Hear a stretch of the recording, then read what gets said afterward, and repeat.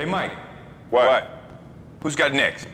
What's good, y'all? It's your man Hezo, and welcome back to the Blacktop, where I always got next, you feel me? Hawks fans, I think it is time to finally accept that we're going to be a play-in team at the end of the season. This team is just too inconsistent. They lose so many games that they should win. They were in position to win this game early on in the game, and they folded like they always do. It's just time to accept that we will be a play-in team by the end of the season. Subscribe to the channel if you are new. Leave a like on the video. We got a lot to dive into for this one, so let's get right into it. Chicken Man Kawhi Leonard is back, man. And I will say, I'm so happy to see Kawhi back playing at a high level, proving that he is still a top tier player in this league, because I'm a huge Kawhi fan. So, I definitely did not like that we lost tonight, but it really is great to see Kawhi back to playing back to playing at a high level. This game started out and it was back and forth really to start the game, but the Clippers were hot from three. So even though the Hawks were shooting better early on, the Clippers just kept knocking down threes, and it really just kept them hanging around.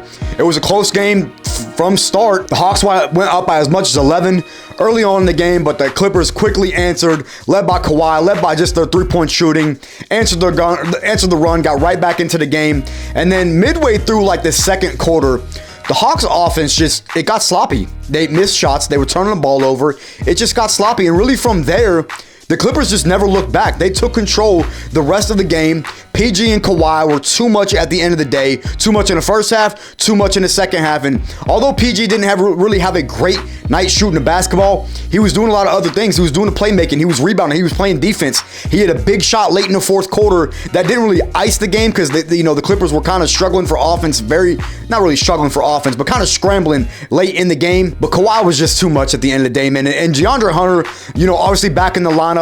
He did as much as he could to guard Kawhi tonight, but Kawhi has been on fire as of recent, and he's just been playing at such a high level that he was just a tough cover tonight, and we saw that in the first half and in the second half. Second half starts, Kawhi continues, just comes out on fire. He's knocking down threes, he's knocking down mid-range, he's playing defense, he's playmaking, finding open guys. Kawhi was just on one tonight, and he really is pretty much the main reason why the Clippers were able to win this game. And shout out to Kawhi, man, because I love Kawhi. But it was more back and forth offense in the third quarter. The Hawks just really couldn't take control and really couldn't get enough stops down the stretch of the game. And really just in the second half entirely. Reggie Jackson comes out in the fourth quarter, hitting big shots, hitting threes, getting to the lane, and it just looks bad. When you got Reggie Jackson killing you in the fourth quarter, it's just not your night.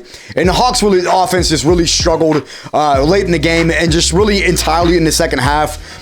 Just couldn't get enough stops. Trey was trying to do everything he could to keep the Hawks afloat in the fourth quarter. Now, granted, we did make a late fourth quarter rally, went on a quick 9-0 run after being down 14 points, whatever it was.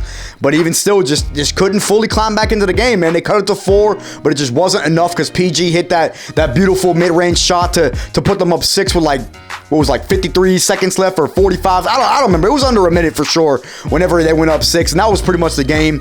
Even though the Hawks were trying to play that trap defense, trying to force a turnover, they couldn't quite climb back into it after falling down as much as 13, 14 points. And again, you can't do that when you have Kawhi and PG on the other side. You can't fall down by that as many points. And the Hawks really just struggled for offense. So I'm going to get into my final takeaways for this game. And number one is Kawhi. Again, I touched on it earlier in the video. The performance that he had tonight really carried the Clippers from start to finish. Finished with 32 on the night, hit 5 threes, was playing defense, he was playmaking.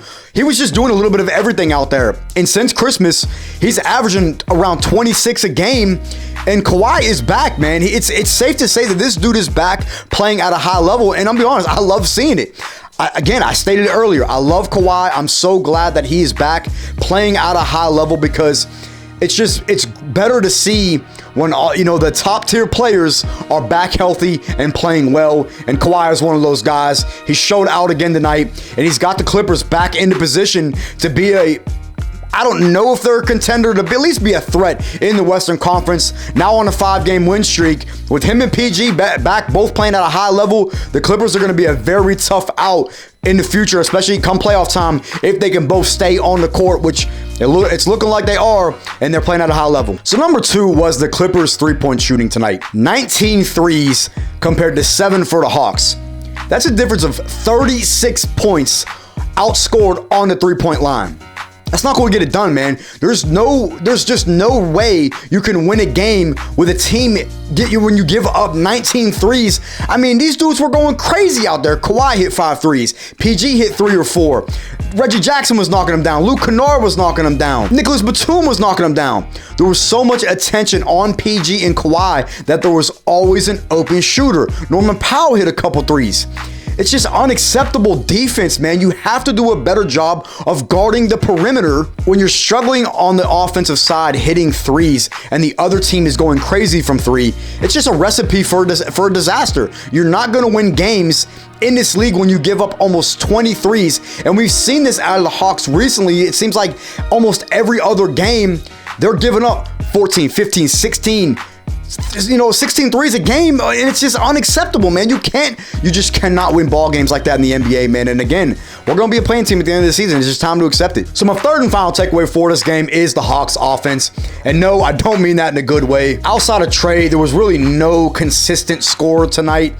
DeJounte struggled. DeAndre Hunter struggled, which I get that. He missed the last 2 games. He had has to find his rhythm. Trey finished with 31 and 10. Pretty solid outing. Shot okay from the field. I think he was 10 for 21 from the field. Didn't hit any threes tonight. Did miss 3 free throws, which is very unlike Trey. I think that's now 2 games in a row, or 2 games back to back where he's missed 3 free throws, which again, very unlike him. So I'm wondering, is his shoulder bothering him? I don't know. Y'all tell me. But overall, the Hawks offense just was not there tonight. JC got going early. I mean, he had 9 points in the first quarter, but it seemed like they went away from him. He was hitting his mid-range jump shot. He was getting to the post, and they just weren't feeding him the ball enough. And we saw him kind of go cold in the second half because he was out of rhythm. They went away from him. He wasn't getting the shots, and then when he did start to get shots again, they just weren't in rhythm, and we saw him kind of struggle in the second half. He did finish with 16 on the night, but there was just no really other consistency tonight on offense outside of Trey, who was getting to the paint and everything. Wasn't really hitting threes, obviously, because he didn't make any, but he was getting to the paint, was getting to the free throw line. But again, DeJounte struggled. He shot like 1 for 5 from 3. Dre shot 2 for 8 from 3. Bogey had like 9 points on the night. AJ Griffin only hit like 1 or 2 shots. Just a very, very poor offensive outing for the Hawks tonight, especially in the second half. They looked really good early on. Was shooting the ball well early on in the game, but again, midway through that second quarter, they struggled. They went stagnant. I don't know, man. It was painful to watch because it's just a lot of isolation, a lot of bad offense, just sloppy offense. And again, you're not going to win many ball games like that when you're making 7 threes on one side and you're giving up 19 threes on defense. You got to find a better way to get better shots and to close out better on shooters on the other end. So we definitely struggled tonight, man, and it was tough to watch. So I'm pretty much leave it there, man. Not really too much more to go into for this recap.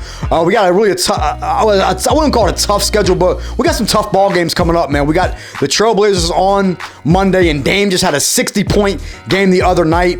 We got the Suns on Wednesday, 2 10 o'clock games, so y'all will not be seeing recaps for those. As y'all know, I do not do recaps that late, but I will be doing a pregame stream for both of those games, so y'all make sure you tune into that. I'm going to be dropping a couple other videos throughout the week, so y'all will see those coming up. Let me know your thoughts down in the comments. What did y'all think about this game overall? What do you think about the upcoming games? As I always say, leave a like on the video, and I will catch y'all next episode.